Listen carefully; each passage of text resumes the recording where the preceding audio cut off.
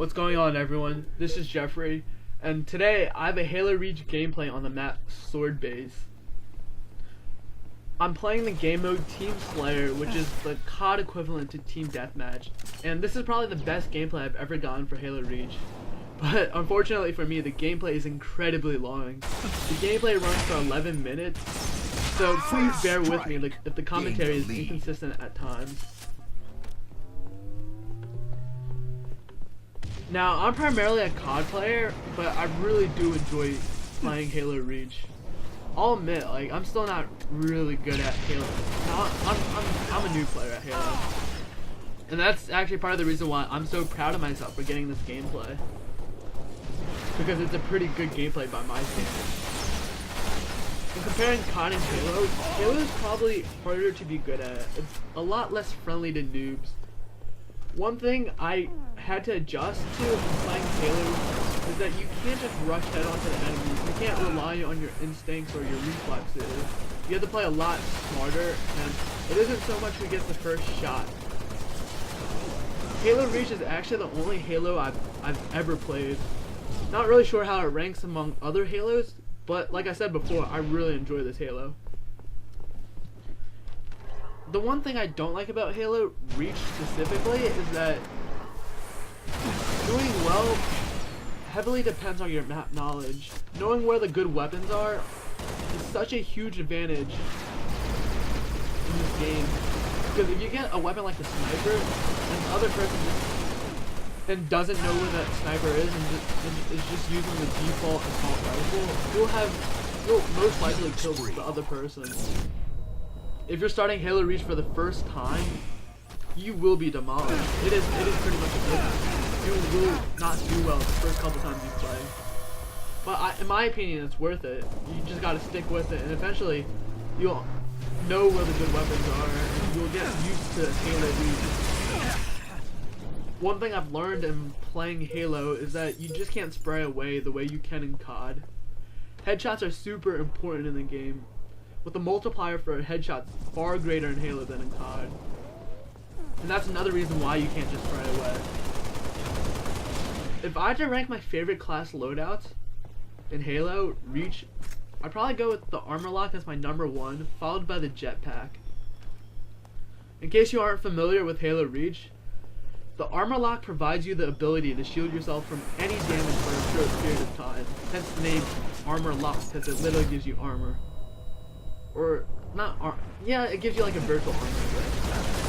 It also allows you to shed any grenades that sticks onto you, which is really helpful when the enemy player gets a sticky grenade on you. The jetpack is basically a jetpack. It just allows you to fly, which is really helpful in moving to places that you can't reach by foot. Rumor has it that Halo 5 is coming out in the next year, and I'm really looking forward to it. I think I might get... No, I probably will get it. If it does come out as reported, it will only come out on the Xbox One. And I'm actually kind of happy about that.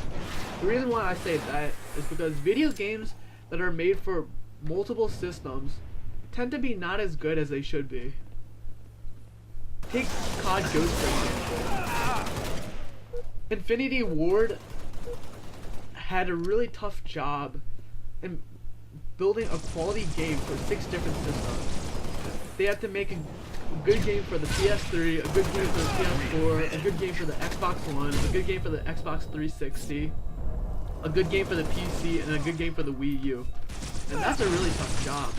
Not only do you have to build a quality game, but you have to be able to port it to 6 different systems, and each system reacts differently to the game.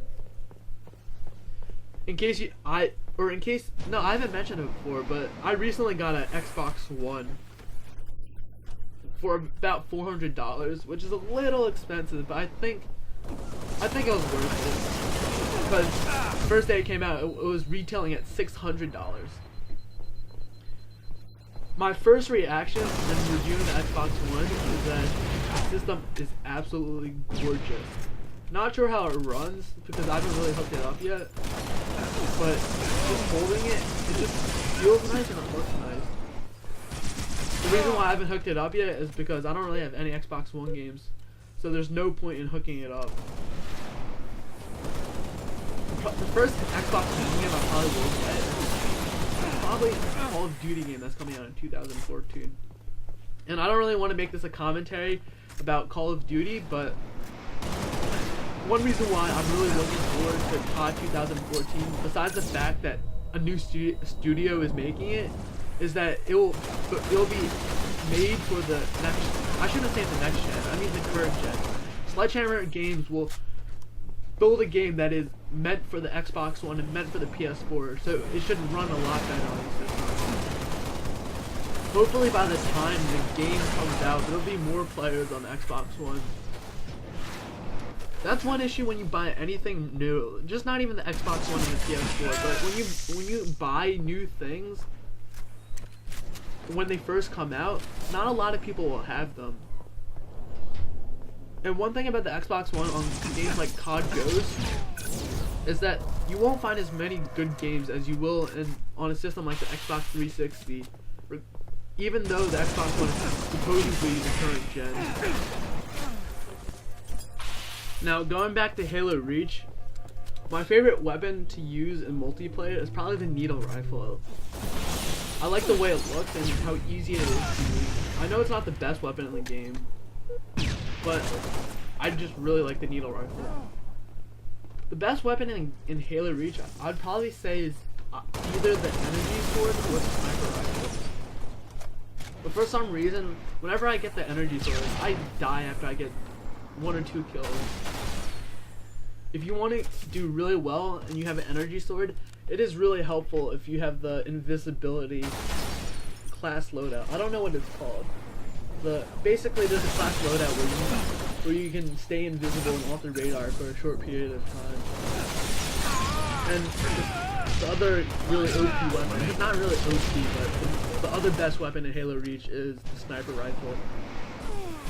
And unlike in COD, you can't quickscope it, but with the sniper, you can kill someone in 3 shots, which is really fast for a game like Halo Reach. And the Halo Reach maps, they're alright, I guess. The only thing I don't like is how big some of them are. Sometimes the games can be kind of boring and really long. I've seen in this game, which runs for 11 minutes.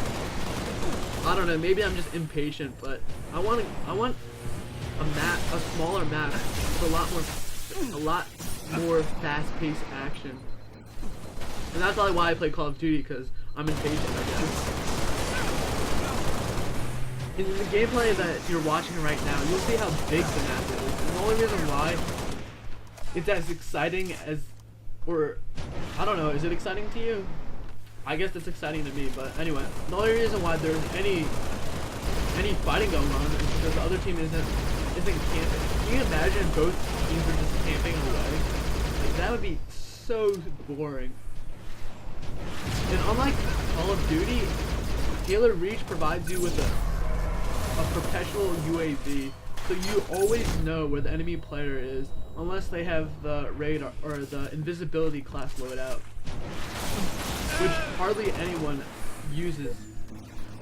Mostly you'll see people use either the jetpack or the armor lock in Halo Reach. I'm kind of ambivalent about the constant UAV. It would be nice to be able to sneak up on players, and that almost never happens in Halo Reach, just because the fact that they'll see you on your radar before you sneak up on them. But at the same time, it is kind of nice knowing where other people are.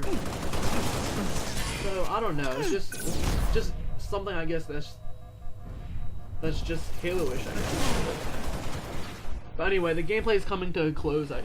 It runs for another minute. The one player on the other team quits, so it slows down a lot. It's a 4-on-3. And in case you don't know, in Halo, you cannot join a late game. So if one or more players quit a game, the game gets really, really slow. I've played in games where it's literally a 4-on-1, and if the one player just camps away, it is so boring.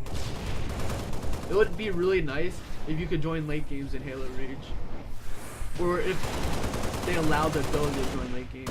Because you wouldn't just be sitting there just twiddling your thumbs, waiting for the game to end. In general, Halo Reach games, or Halo games, are just a lot longer than COD games. So anyway, I'm kind of tired of talking. There's a minute left on gameplay. Just enjoy the gameplay. Thanks so much for listening to me blather on about Halo. If you enjoyed the gameplay, please give a big thumbs up. Hit that like button. And if you haven't already, sub to me. Please hit that sub button. It means so much to me. Thank you. And maybe, I think I'll get another Halo gameplay in the next week. So look forward to that. Anyway, Jeffrey out. Bye.